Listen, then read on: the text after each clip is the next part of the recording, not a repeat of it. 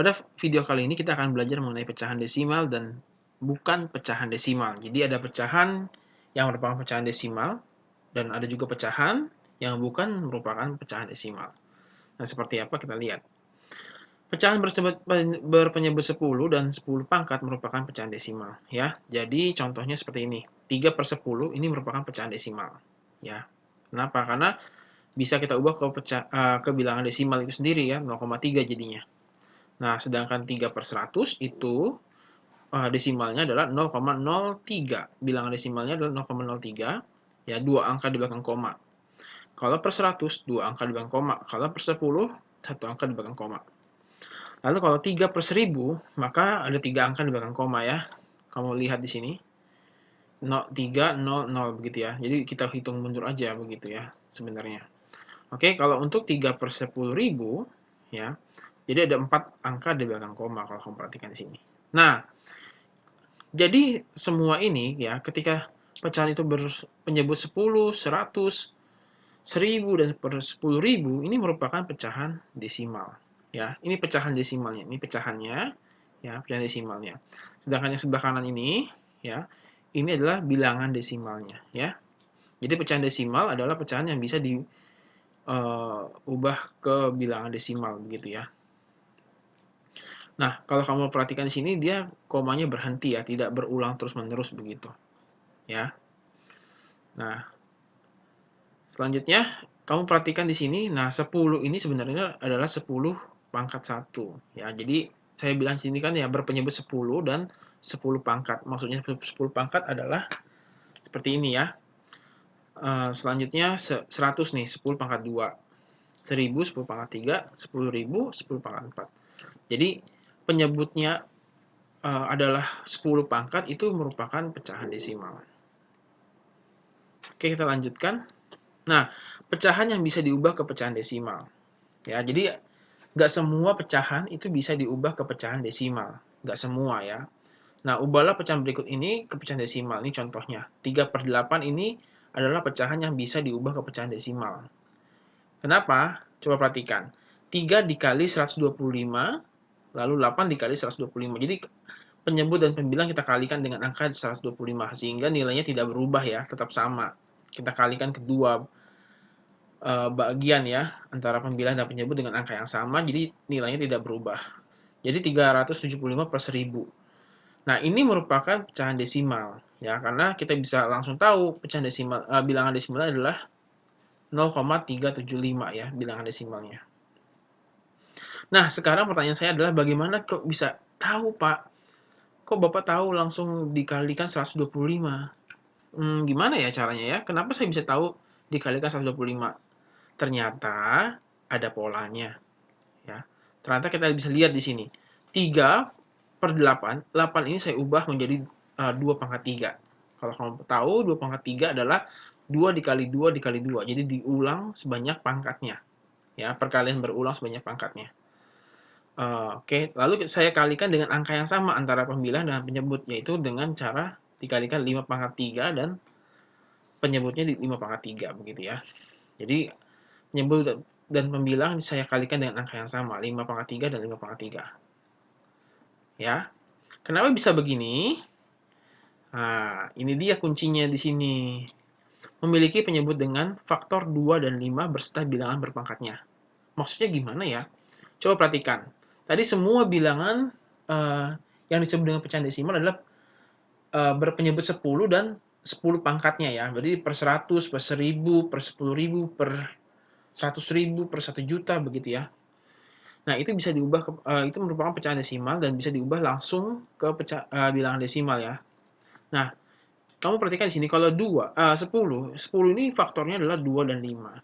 Ya, jadi kalau misalkan 3/10 kamu langsung tahu 0,3 berarti kan kalau penyebutnya 10. Nah, sedangkan untuk penyebutnya 100, nah kamu juga tahu nih, 100 itu ternyata faktornya adalah 2/2 dikali 5/2. 2/2 4. 5/2 adalah 25 ya. Berarti 4 dikali 25 100. Ya. Lalu 1000, ternyata 1000 itu faktornya adalah 2/3 dikali 5/3. Contohnya seperti ini, 71 per 25 sama dengan berapa pecahan desimalnya? Ya, kita tahu ternyata 25 ini merupakan 5 pangkat 2, begitu ya. Faktornya adalah 5 pangkat 2. Nah, jadi kalau kamu lihat di sini polanya, ya kalau 2 pangkat 3 tadi, kita kalikan 5 pangkat 3. Ya, karena faktor 2 dan 5. Lihat ini, 2 dan 5, 2 dan 5, 2 dan 5. Jadi kalau misalkan penyebutnya memiliki faktor 2 dan 5, atau 2 saja atau 5 saja, kita bisa ubah ke pecahan desimal. Ya. Jadi di sini kebetulan faktornya adalah 5, ya, 5 pangkat 2. Maka kita bisa kalikan berapa anak-anak kira-kira? Biar dia penyebutnya 100, kita kalikan 2 pangkat 2. Ya. Kita ubah ke faktor ke penyebut 10, 100 atau per 1000 dan seterusnya, begitu ya. Nah, gampangnya begini, kalau misalnya kita tahu 25 adalah 5 pangkat 2, maka kita kalikan saja 2 pangkat 2, ya. Kalau pembilangnya kamu kalikan 2 pangkat 2, maka kalau penyebutnya kamu dikalikan 2 pangkat 2, maka pembilangnya juga harus dikalikan 2 pangkat 2, begitu. Nah, jadi hasilnya berapa? 71 dikali 4 per 25 dikali 4. Hasilnya adalah 284 per 100. Nah, kalau udah per 100, ini sangat mudah untuk dibuat ke bilangan desimal. Ya. Jadi 2,84. Ya. 2 angka di belakang koma. Per 100 berarti 2 angka di belakang koma. Ya, kalau satu angka ini nilai tempatnya adalah per 10, kalau misalkan 2 angka di belakang koma nilai tempatnya adalah per 100 dan seterusnya ya. Nah, perhatikan. Nah, jadi per 1000, per 100 ini merupakan pecahan desimal, begitu ya. Oke. Nah, di sini juga kita akan lihat bukan pecahan desimal ya. Tapi ya, bukan berarti dia tidak bisa diubah ke bilangan desimal. Bisa diubah ke bilangan desimal. Contohnya 17 per 14. Faktornya itu 14 adalah 2 kali 7 ya. Kita perhatikan penyebutnya, faktornya 2 kali 7. Nah, ini bukan merupakan pecahan desimal. Kenapa? Karena pecahan desimal itu faktornya hanya 2 dan 5 ya. Kalau 2 dan 7 berarti bukan faktor pecahan desimal. Ya. Bukan merupakan pecahan desimal begitu ya. Oke, nah kalau kamu bagi 17 dibagi 14 itu hasilnya 1,2142857 dan seterusnya, begitu ya.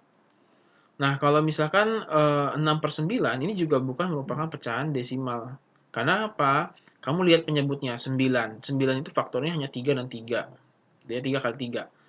Kalau diubah ke pecahan ke bilangan desimal itu hasilnya 0,66666 gitu. Ini saya bulatkan jadi 7 begitu ya. Nah, kamu bisa lihat ya bedanya ya antara pecahan desimal dan bukan pecahan desimal. Ya. Pecahan desimal itu dia berhenti komanya. 0,375 stop gitu ya. 2,84 stop. Nah, kalau ini dia tidak berhenti komanya. Terus begitu. Tapi pecahan ini bisa diubah ke bilangan desimal begitu. Nah, jadi kalau untuk mengubah pecahan ini ya yang bukan pecahan desimal, gimana caranya? Kita menggunakan pembagian panjang. Kalau kamu masih ingat ya. Kita bagi aja dengan pembagian panjang. 17 kita bagi dengan 14, hasilnya berapa? Kamu hitung terus ya. Oke. Nah, di sini kesimpulannya, ingat pecahan biasa bisa diubah ke pecahan desimal ketika faktor dari penyebut, ya perhatikan, penyebutnya terdapat angka 2 atau 5 dan juga bisa keduanya, ya. Jadi kalau misalkan faktornya itu ada 2 saja atau 5 saja atau dua-duanya 2 dan 5 itu bisa diubah ke pecahan desimal. Tapi kalau misalkan seperti ini tidak bisa diubah ke pecahan desimal. Oke anak-anak, terima kasih sudah menyaksikan dan menyimak dengan baik penjelasan saya.